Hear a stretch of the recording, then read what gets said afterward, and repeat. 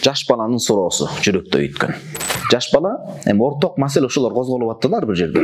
Жаш бала суроо берди, кыязы 5 же 6 жаштагы бала. Аябай жаман болдум, албуттандым, жаштыгымды эстедим. Бети кызарып ыйлап суроо бериптир да.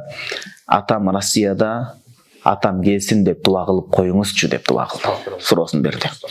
Аябай жалат болду. Ошо балага калпагыбызды берип, арабча bir kitapti, At-Targhib wa Tarhib Imam Munziri чоң алым бол деп китап тапшырып, жакшы бир соратып айттык. Жалпы ошол балдарга мээрим төккөн аракет кылышыбыз керектир туугандар. Бул миграция маселеси туура жыргаганынан кеткен жок, биз бир тарапты айтпайлы. Бирок кырыскы кенен, куру намысты жыйыштырып, биякта да иштесе кырыскы берет. Маселе каякта иштесеңиз дагы эмес, маселе ошол жакта иштеп туруп балаңыз мээримсиз калбасын деген маселе.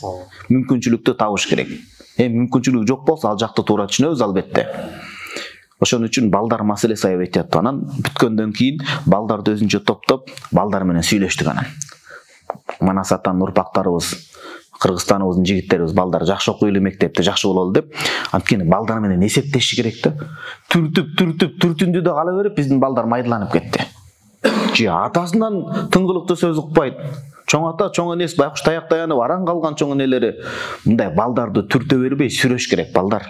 Аталар түртпөш керек, балдарды сүрөш керек, дем бериш керек. Балам чыгасың деп, ошо менен сүйлөп койсоңуз, атам мени менен сүйлөштү, мен дагы адам экенмин, менден да чыгат деген ой жаш болсо да анын аң сезим подсознаниясында калыптанып отурат. Балага ишеним менен дем бериш керек. Ошол маселе.